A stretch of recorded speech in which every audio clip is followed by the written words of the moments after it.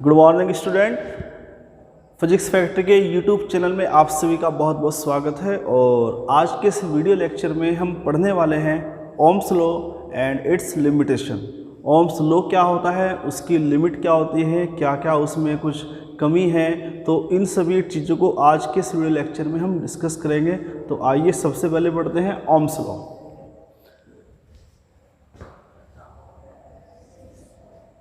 ये मेरे पास एक कंडक्टर है और मैंने इसके एक्रॉस एक सेल की हेल्प से वोल्टेज अप्लाई किया है, इसके एंड्स पर वोल्टेज भी। और ये मेरे पास एक स्विच है। जैसे मैं यहाँ पर स्विच को ऑन करूँगा तो इसमें सबसे पहले इसके एक्रॉस वोल्टेज डेवलप होगा और जिसकी वजह से इसमें करंट इलेक्ट्रिसिटी कंडक्ट हो जाएगी। तो वोल्टेज को अप्लाई करने के बाद इलेक्ट्रिसिटी आती है। ये आप याद रखें कि जब आप स्विच ऑन करते हैं तो सबसे पहले वोल्टेज आएगा, उसके बाद करंट आएगी। तो ओम्स लॉ हमें ये बताता है कि वोल्टेज और करंट में कैसा रिलेशन है। बेसिकली जो ओम्स लॉ होता है वो वोल्टेज और करंट को रिलेट करता है। तो ये रिलेशन किस तरह का रहेगा, ये ओम्स लॉ से हम समझेंगे। तो ओम्स ने क्या बताया कि अगर आप किसी कंडक्टर की फिजिकल स्टेट को चेंज ना करें, फिजिकल स्टेट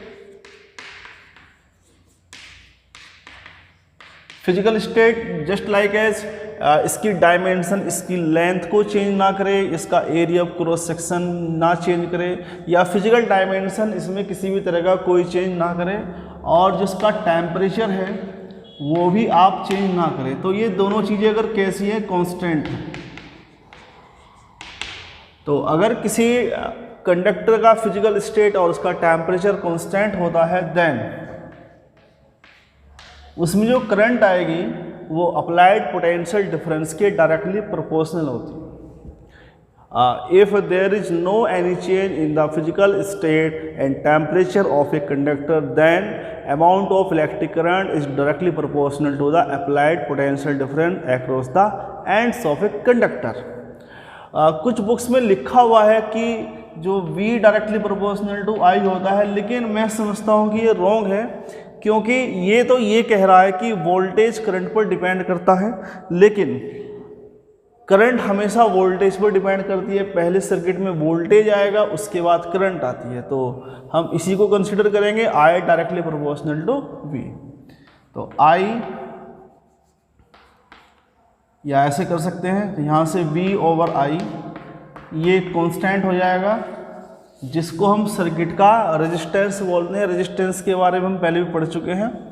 तो अगर आप किसी कंडक्टर की फिजिकल स्टेट और उसके टेम्परेचर को कांस्टेंट रखते हैं तो उसके एक्रॉस वोल्टेज और उसमें जो करंट कंडक्ट हो रही है, इनका जो रेशो है वो कांस्टेंट बना रहेगा। ये रेशो हमेशा कांस्टेंट रहेगा जब तक आप ये चीज़ें कांस्टेंट रखते हैं, और यही ओम्स लॉ है।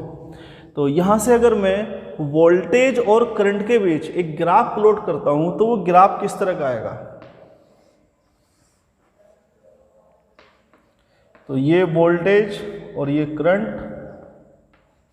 मैं इनके पीछे ग्राफ प्लॉट करता हूं तो ये ग्राफ एक स्ट्रेट लाइन आएगी, और इस स्ट्रेट लाइन का जो स्लोप होगा, यहाँ पर मैंने वोल्टेज को y एक्सिस पर लिया है और करंट को x एक्सिस पर। इसका जो स्लोप होगा वो किसको रिप्रेजेंट करेगा, रेजिस्टेंस को।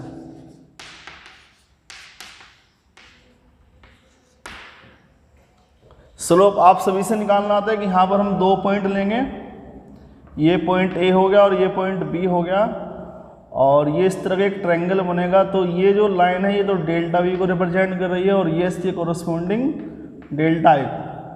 तो इसका स्लोप, अगर ये एंगल थीटा है तो इसका स्लोप कितना रहेगा, tan थीटा, और tan थीटा इक्वल क्या होता है, परपेंडिकुलर ओवर बेस। तो परपेंडिकुलर कितना है यहाँ पे, डेल्टा V, और बेस कितना है, डेल्टा I।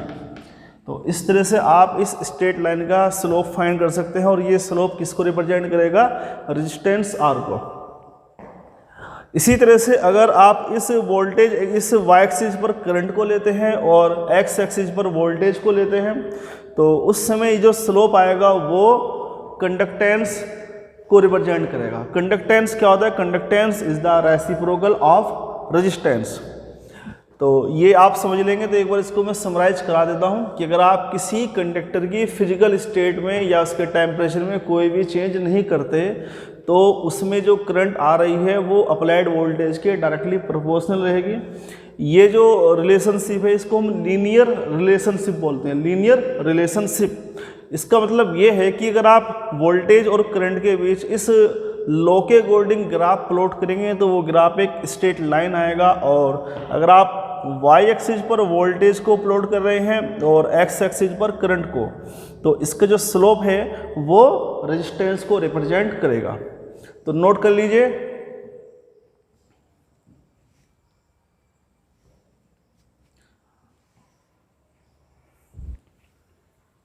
चलिए अब इसको हम प्रूव करेंगे कि ये कैसे होता है।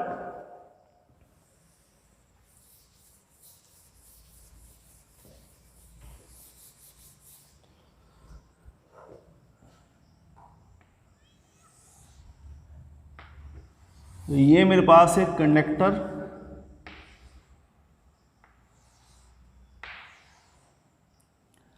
और ये इसके जो लेंथ है वो कितनी है? वो L है। इसका एरिया ऑफ क्रॉस सेक्शन कितना है? A। और ये एक सेल है मेरे पास,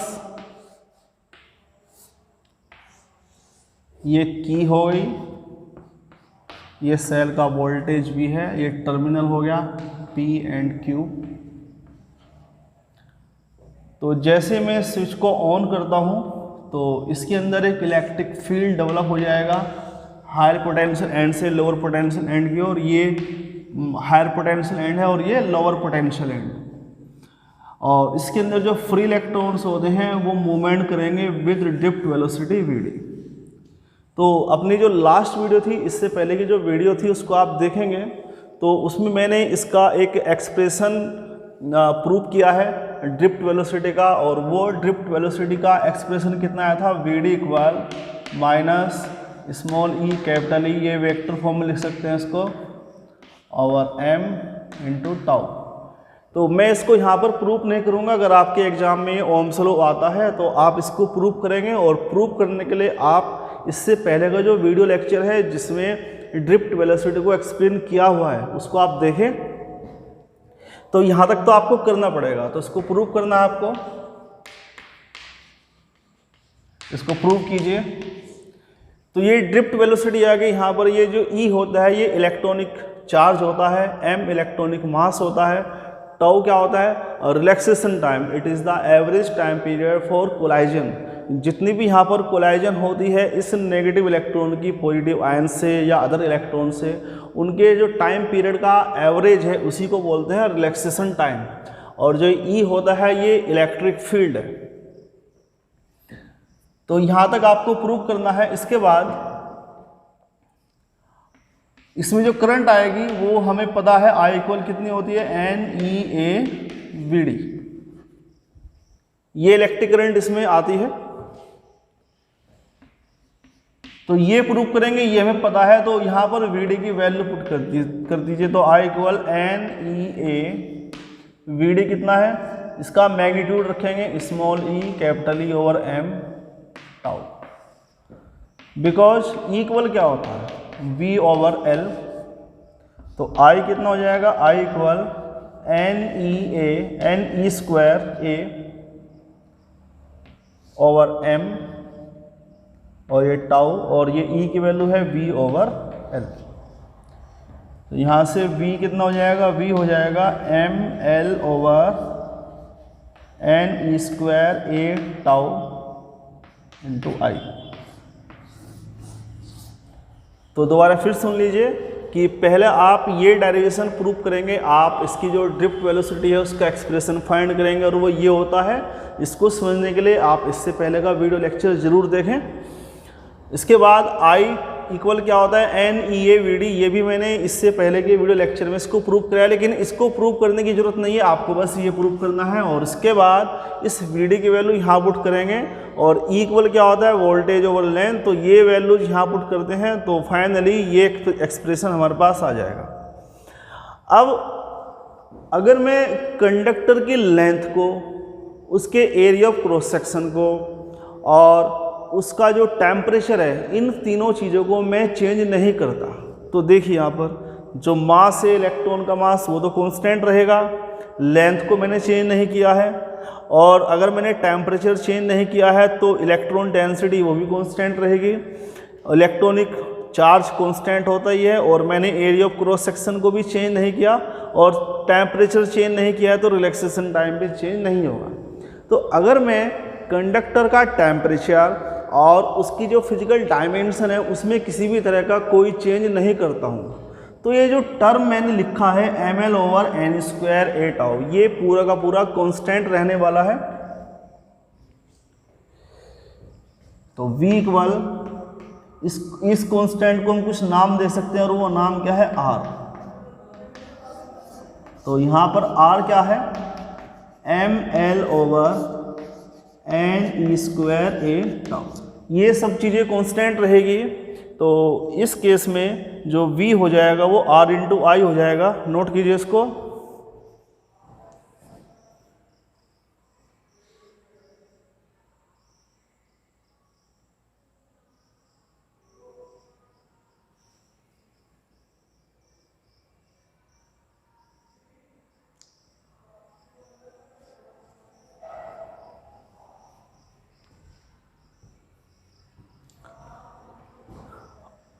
ओके, तो फाइनली V इक्वल कितना हो गया है R/I या I/R कह सकते हैं। और यहाँ एक नया फॉर्मूला हमने समझा, ये तो ओम्स लॉ का है, लेकिन जो R है रेजिस्टेंस, इसकी value in the parameter of conductor ये हमने फाइंड की है, और ये कितनी आई है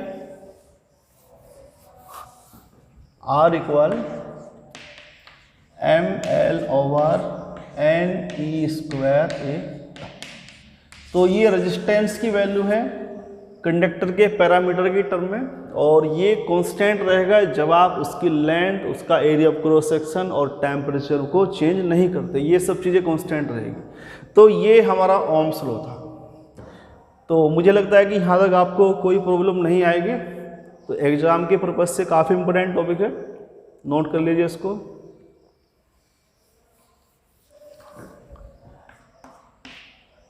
और जैसे रजिस्टिविटी होती है, रजिस्टिविटी हमने पढ़ी है रो इक्वल RA/L। तो यहाँ से RA/L कितना रहेगा m/n² टाउ। तो ये कंडक्टर की रजिस्टिविटी है और ये कंडक्टर के पैरामीटर की टर्म में है। और आप देख सकते हैं कि ये रजिस्टिविटी ना तो लेंथ पर डिपेंड करती है, ना ही ये एरिया ऑफ क्रॉस सेक्शन पर डिपेंड करती है। ये बेसिकली डिपेंड करता है कि जो कंडक्टर है उसका टेम्परेचर कितना है।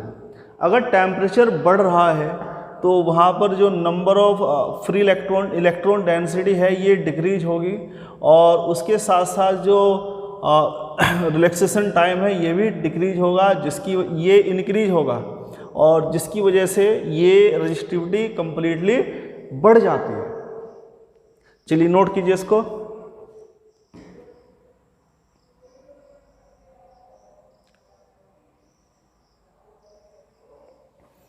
तो रजिस्टिविटी टेम्परेचर पर किस तरह से डिपेंड करती है, इसका एक अलग से वीडियो लेक्चर होगा जिसमें हम सभी कंडक्टर और इंसुलेटर, सेमीकंडक्टर एंड अलॉय, इनका जो रेजिस्टेंस होता है वो टेम्परेचर पर, यानी कि रजिस्टिविटी टेम्परेचर पर किस तरह से डिपेंड करती है। तो इसका एक लेक्चर अलग से ही तैयार होगा, उसको देखेंगे आप। तो अभी के लिए इतना ही, ओके।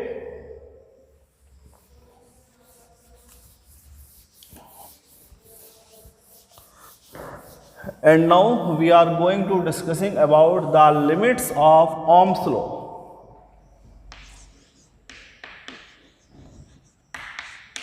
Limits of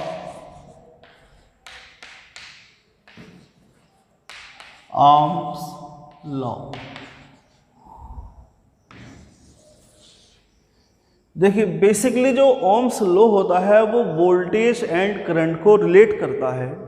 और एक स्पेशल केस में हमने ये देखा कि अगर आप कंडक्टर की फिजिकल स्टेट और उसके टेम्परेचर को कांस्टेंट रखते हैं देन I एंड V जो होते हैं वो लीनियरली रिलेशनशिप में होते हैं। अगर आप वोल्टेज को किसी फैक्टर से इंक्रीज कर रहे हैं तो करंट भी उसी फैक्टर से इंक्रीज हो जाती है। एक प्योर रिलेशनशिप बनती है between voltage and current. And now अब हम ये समझेंगे कि क्या ये जो लॉ होता है कि जिसमें वोल्टेज और करंट वो लीनियरली रिलेट करते हैं, क्या ये रिलेशनशिप सभी डिवाइसेज में, सभी मटेरियल में एप्लीकेबल होती है? तो ये हम यहाँ पे समझेंगे। तो मैं आपको बता देना चाहता हूँ कि जो ये ओम्स लॉ है V = I/R, ये सभी मटेरियल में एप्लीकेबल नहीं होता। इसकी कुछ लिमिट्स होती है, कुछ चीज़ें, कुछ डिवाइसेज ऐसी है जहाँ पर ये एप्लीकेबल नहीं होता, तो उसी को हमें समझना है। तो मैं बात करता हूँ सेमीकंडक्टर डिवाइसेस की। तो सेमीकंडक्टर के बारे में वैसे तो डिटेल में अभी हम नहीं समझेंगे, बस आपको थोड़ा सा ये बता देना चाहता हूँ कि जो सेमीकंडक्टर होते हैं वो इंसुलेटर एंड कंडक्टर के बीच का मटेरियल है। जो सेमीकंडक्टर है उसके अंदर फ्री इलेक्ट्रॉन्स की जो नंबर है वो इतने ज़्यादा नहीं होते जितने कंडक्टर में होते हैं, और इतने कम भी नहीं होते जितने इंसुलेटर में होते हैं। ये एक बीच का मटेरियल है। और सेमीकंडक्टर डिवाइसेस के लिए हम ये समझेंगे कि जो ओम्स लॉ होता है वो प्रॉपर फॉलो नहीं होता। और सबसे पहले मैं आपको बता देता हूँ कि जो सेमीकंडक्टर डिवाइस की कुछ एग्जाम्पल है, जैसे कि जंक्शन डायोड हो गया है और ट्रांजिस्टर हो गया है। वैसे तो इसका एक पूरा चैप्टर है, इसको हम डिटेल में समझेंगे, लेकिन अभी के लिए मैं आपको बता देना चाहता हूँ कि जो जंक्शन डायोड होता है वो AC को DC में कन्वर्ट करता है, अल्टरनेटिंग करंट को डायरेक्ट करंट में कन्वर्ट करता है। और जो ट्रांजिस्टर होता है वो लो एम्पलीट्यूड के सिग्नल को हाई एम्पलीट्यूड के सिग्नल में कन्वर्ट करता है। दैट इज एक एम्पलीफायर की तरह वर्क करता है ट्रांजिस्टर। जो जंक्शन डायोड है वो एक रेक्टिफायर की तरह वर्क करेगा, और जो ट्रांजिस्टर होता है वो एक एम्पलीफायर की तरह वर्क करता है। तो हम यहाँ पर समझेंगे कि सेमीकंडक्टर डिवाइसेस के लिए जो ओम्स लॉ होता है वो प्रॉपर फॉलो नहीं होता। तो आइए इसको समझते हैं। तो सबसे पहले मैं बात करता हूँ एक जंक्शन डायोड की। जंक्शन डायोड, जो ये जंक्शन डायोड होता है, अगर मैं इसके लिए वोल्टेज और करंट के बीच ग्राफ प्लॉट करता हूं तो ये ग्राफ कुछ इस तरह का है। जबकि ओम्स लॉ के अकॉर्डिंग करंट और वोल्टेज के बीच ग्राफ कैसा होता है? Straight line.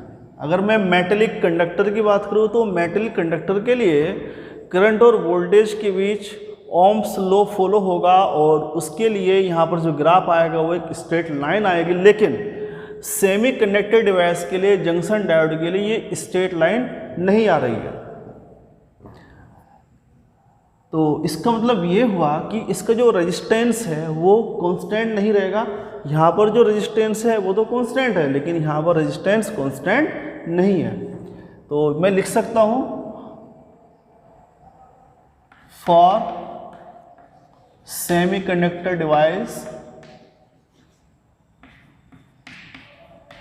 devices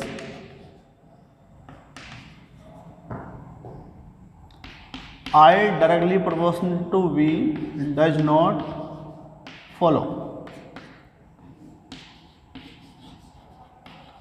That is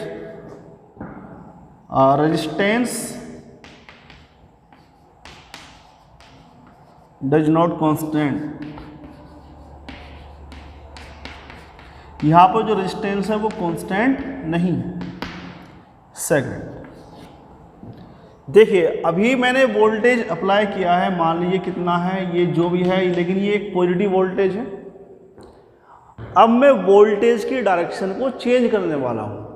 that is जो सेल मैंने यूज किया है मैं उसकी पोलैरिटी को चेंज करने वाला हूँ। अब जैसे ही मैं सेल की पोलैरिटी चेंज करूँगा, या यूँ कह लीजिए कि मैं वोल्टेज का जो साइन है मैं उसको चेंज करूँगा, तो करंट की डायरेक्शन भी चेंज हो जाएगी। सिंपल है। तो अगर बात करें एक मेटेलिक कंडक्टर की, तो उसमें अगर मैंने करंट की डायरेक्शन, अगर मैंने वोल्टेज की डायरेक्शन को चेंज कर दिया है तो करंट की डायरेक्शन तो चेंज होगी, लेकिन वोल्टेज के उसी मैग्नीट्यूड पर करंट की भी वही वैल्यू होगी जो कि पॉजिटिव वोल्टेज में थी, जो कि सीधी वोल्टेज में थी।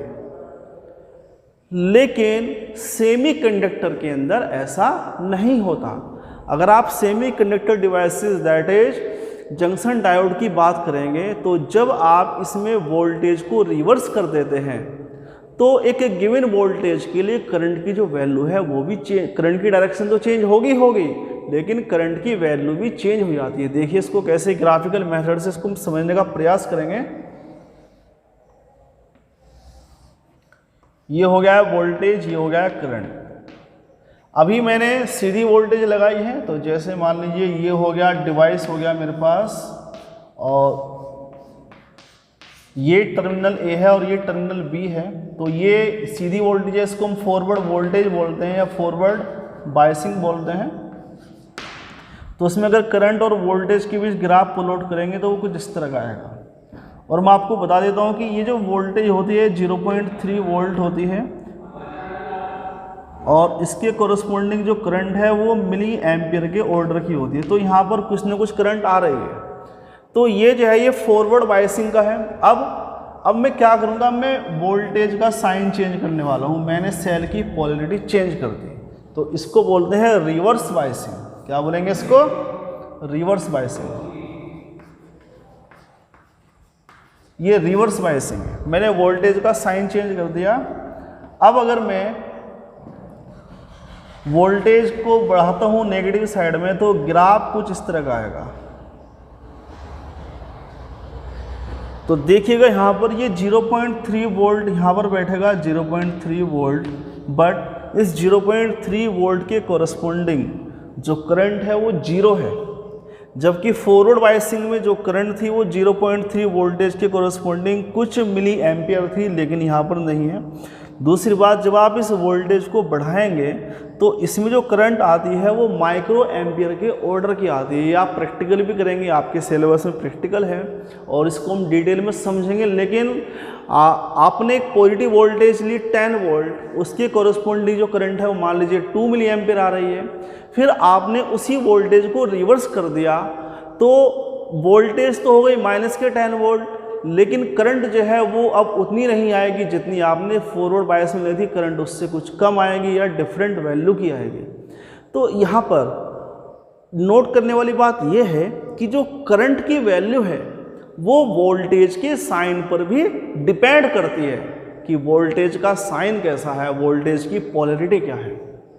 जबकि ओम्स लॉ में ऐसा नहीं होता। अगर आप मेटेलिक कंडक्टर की बात करते हैं तो उसमें वोल्टेज +2 हो या -2 है, दोनों ही केस में करंट का अमाउंट एक ही आएगा, बस करंट की डायरेक्शन चेंज होगी, अमाउंट उसका चेंज नहीं होगा। ओके, एक इसको नोट कर लीजिए।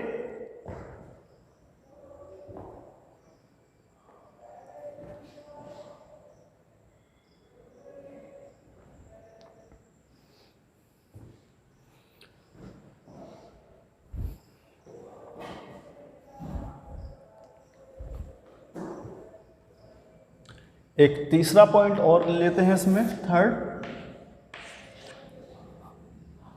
एक सेमीकंडक्टर मटेरियल है गैलियम आर्सेनाइड।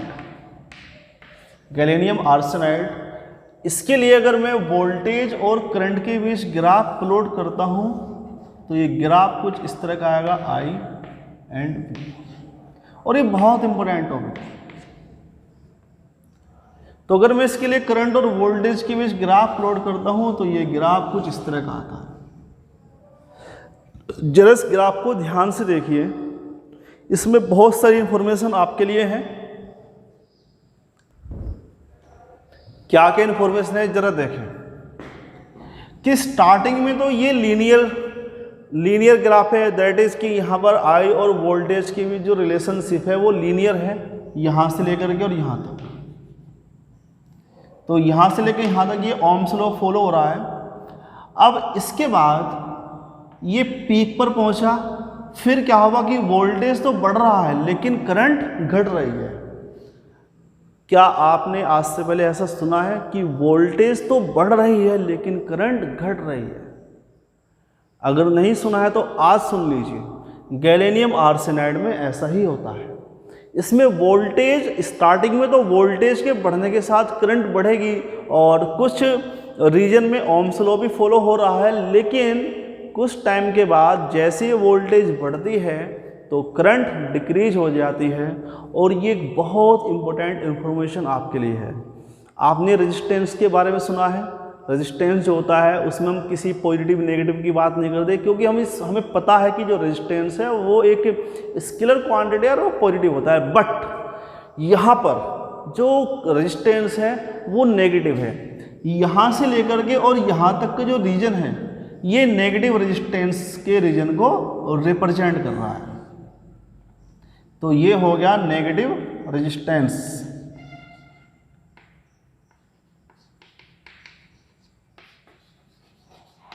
ये नेगेटिव रेजिस्टेंस के रीजन को रिप्रेजेंट कर रहा है। दूसरी बात, जरा इसको ध्यान से देखें। इसके कोरस्पोंडिंग वोल्टेज है V1 और इसके कोरस्पोंडिंग वोल्टेज है V2। तो यहाँ पर voltage V1 end voltage V2 इन दोनों के लिए जो करंट है वो एक ही है। इसको मैं नाम दे देता हूँ I डैश या I1। तो एक ही करंट के अमाउंट के लिए वोल्टेज की दो वैल्यूज है। क्या आज से पहले आपने सुना है कि वोल्टेज की दो वैल्यूज के लिए करंट की एक ही वैल्यू हो? आपने आज से पहले नहीं सुना है, लेकिन आज आपको सुनना पड़ेगा। गैलेनियम आर्सेनाइड के अंदर ऐसा होता है। तो देखो यहाँ पर, क्या यहाँ पर ओम्स लॉ फॉलो हो रहा है? ओम्स लॉ केवल इस रीजन में फॉलो हो रहा है, इसके बाद किसी भी रीजन में ओम्स लॉ फॉलो नहीं हो रहा है। और ये जो गैलेनियम आर्सेनाइड का क्वेश्चन है, ये ग्राफ का क्वेश्चन है, ये कई बार एग्जाम में पूछा जा चुका है। ये समझ लीजिए कि सन 2019 में ये ग्राफ दिया गया था और ये पूछा गया था किस ग्राफ में नेगेटिव रेजिस्टेंस का रीजन बताइए। तो ये अगर A है, ये B है, ये C है और ये D है और ये E है। तो C से लेकर के और D तक का जो रीजन है ये नेगेटिव रेजिस्टेंस की रीजन को रिप्रेजेंट कर रहा है। और ऐसा क्यों? क्योंकि यहाँ पर वोल्टेज के बढ़ने के साथ साथ करंट घट रही है। तो इसीलिए हम ये कह सकते हैं कि यहाँ पर रेजिस्टेंस कैसा है? नेगेटिव है। दूसरा इंपॉर्टेंट इन्फॉर्मेशन यहाँ पर ये है कि जो एक ही वैल्यू, करंट की एक ही वैल्यू के लिए वोल्टेज की दो वैल्यूज है, और ऐसा किसी भी डिवाइस में हमने अब तक नहीं पढ़ा।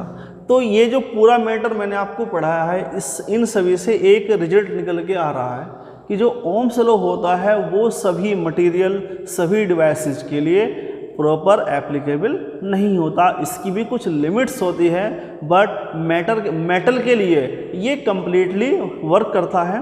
और याद रखेंगे, मेटल के लिए भी कम्प्लीटली वर्क तभी करेगा जब आप उसमें टेम्परेचर में कोई भी चेंजेस ना करें। तो स्टूडेंट, आज के लिए इतना ही। और मुझे लगता है कि मैंने आपको बहुत अच्छा पढ़ाने की कोशिश की है और आपको अच्छे से समझ में आ भी गया होगा। लेकिन अगर कोई बात, कोई क्वेरीज आपकी है, कोई चीज़ आपको नहीं समझ में आए, तो आप नीचे कमेंट बॉक्स में क्वेश्चन सेंड कर सकते हैं। मैं आपका आंसर जो है वो जल्दी आपको सेंड कर दूंगा। इसके अलावा कि हम जो आगे जो हमारा टॉपिक रहेगा उसमें हम पढ़ेंगे combination of resistance, combination of cells, और उसके बाद हम पोटेंशियोमीटर एंड मीटर ब्रिज को एक्सप्लेन करेंगे। तो आज के लिए इतना ही। नमस्कार।